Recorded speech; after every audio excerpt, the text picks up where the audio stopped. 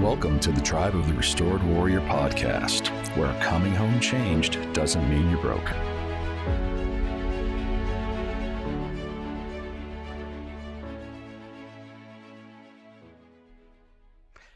Welcome to another episode of the Tribe of the Restored Warrior. I'm Justin, and I'm joined by Dr. Ben Iobst. And today we're going to be talking about developing the willingness to help and to be helped. What do you generally see from people from our culture? I'll be honest, what I see a lot is a lot of resistance to accept help, but are willing to help at any given moment. Yeah, I see a lot of the same thing. So one of the things I think is really important to develop is that willingness to get helped and to help people where they're at. That's another thing that I see a lot of, where we're willing to help, but we're going to help on our terms, and we're going to do the qualifiers for them. So that first territory is something that's real important to talk about, which is that willingness to get help. So most of us, again, are very, very service-oriented. We're willing to run into all sorts of things, a firefight, a fire, off to war to help people. But accepting help ourselves is so difficult. So one of the analogies that I like to use a lot is the stroke analogy. So generally, we all kind of have the understanding of what a stroke looks like, right? Mm-hmm. You get drooping in the face, numbness in the arm, slurred speech. And if your buddy next to you says, bro, it looks like you're having a stroke, we need to get you to the hospital, most of us are going to go, crap, I better go to the hospital, right?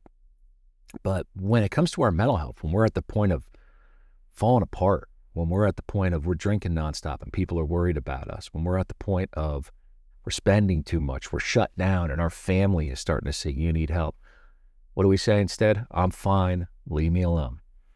Get out of my business, I can handle this, right? But the thing to ask ourselves is, if people are bringing that to our attention, they're that worried about us, that means it is time to get help. Mm-hmm. And that's like ignoring those stroke symptoms. That's like sitting there with your arm numb, your face drooping, and going, I am perfectly fine, right? The next thing coming is likely not going to be good. So gaining that willingness, and it takes a level of courage. That's the other thing, is a lot of guys have this mentality that it's weakness. It's not. It is strength to recognize that somebody's seeing something in me that I need to work on, right?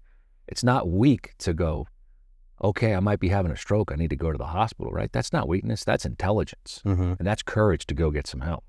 It's that same mentality for our mental health. If somebody's seeing it, they're saying, hey man, it's probably time to do something about this, or your loved ones are saying, hey, it's time to do something about this, it's better to do it then than to wait.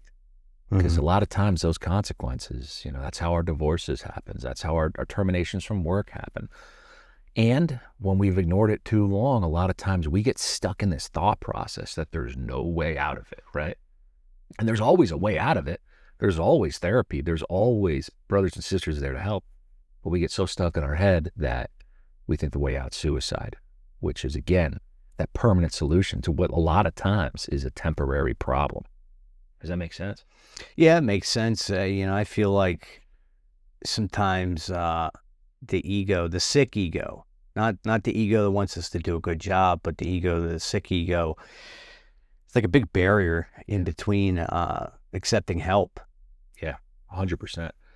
And then the other side that we definitely want to talk about is that willingness to help. And I do see, and I'm sure you probably see the same thing, that a lot of veterans and first responders, they're absolutely willing to help, right? Mm-hmm. You see that too? Mm-hmm.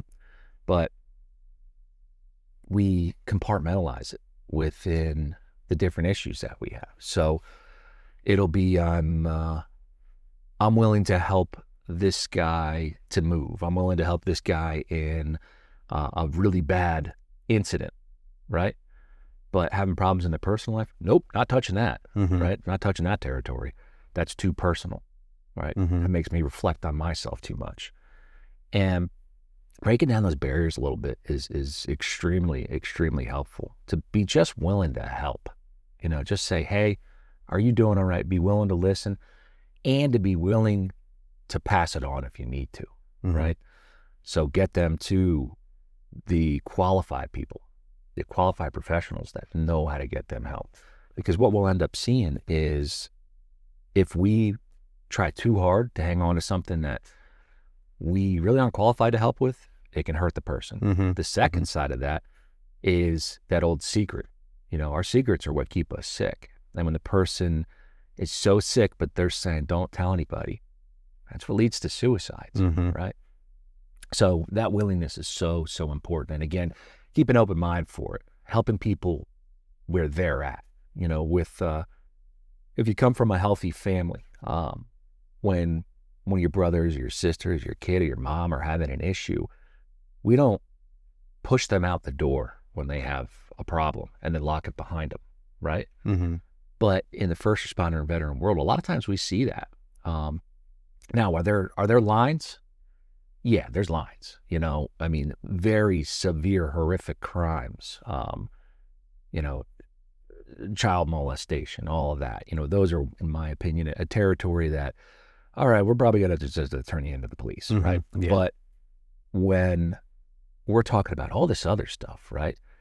The guy who screws up and gets a DUI, the person that, sadly, due to their sicknesses, steps out on their wife or something like that. A lot of times we have a tendency to go, I'm not dealing with that. Yeah. And the reality is that's the person that probably needs the help the most right then. So to recognize, hey, I don't condone what they did, but I'm still recognizing that they're suffering and struggling and they need help to get back on track. Yeah, I feel like that could be that all or nothing thinking sometimes. I'm gonna be all in to help you, or I'm gonna be all out to help you in some of those situations. Yeah, 100%.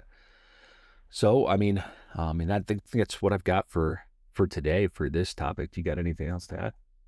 No, I just wanted to say that final recovery or wellness isn't a sign of weakness. Like you said, it takes a lot of courage, and sometimes we got to put that pride to the side. Absolutely. I agree with you 100%. Good to go. Well, thanks for listening to another episode of the Tribe of the Restored Warrior. Tribe of the Restored Warrior works in collaboration, contributes to Vets and Badges, where real-life heroes share their trials and tribulations. Please check out www.vetsandbadges.com for more information.